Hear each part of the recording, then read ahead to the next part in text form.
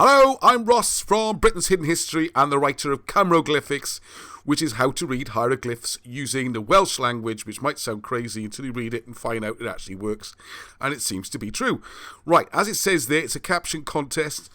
The prize is going to be, the second edition of the book is coming out hopefully in a few weeks, and I'll send a free signed copy to anywhere in the world, so don't worry about postage. If your caption's chosen and goes in the book, you'll also see your name in the book. Give you a little credit, which might be a better price in some ways. You're there for eternity. And the problem I have is this, okay? There's Cleopatra, and here's the scribes, all right? They've just put the cartouche on the wall, and everything looks cool, except Cleopatra has looked at it and realised her name has been spelt incorrectly, okay? Now, there's a reason for this. I'm not going to give a full thing or a plot spoiler on the book, but just to go through names quickly, what you have, this is Ptolemy, all right? When you have a cartouche like this, every single hieroglyph is a word. This is, okay? So you can read on the right-hand, hang on, have I gone over to it? Oop, just make sure I went over to the right screen so you can see what I'm talking about. So the far right-hand column, you can read it as a sentence.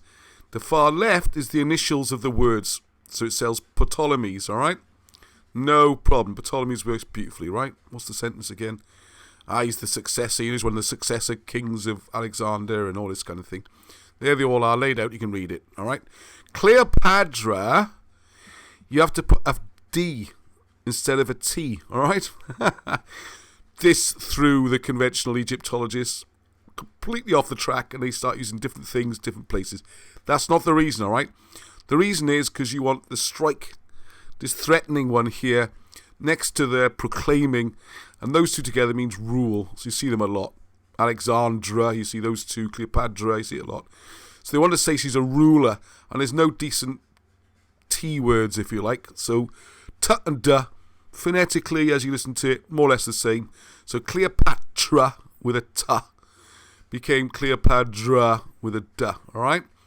So this is what I've come up with so far. She's there, she says, "You spelt my name wrong, furious, furious." And they said, "We are just telling the world how wonderful you are, divine one," okay?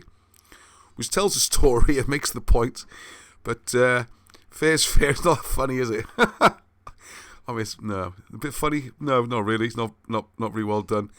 And I'm sure that all the talented people out there in YouTube land, Britain's Hidden History land, the book's got to go off to the printers next week, all right?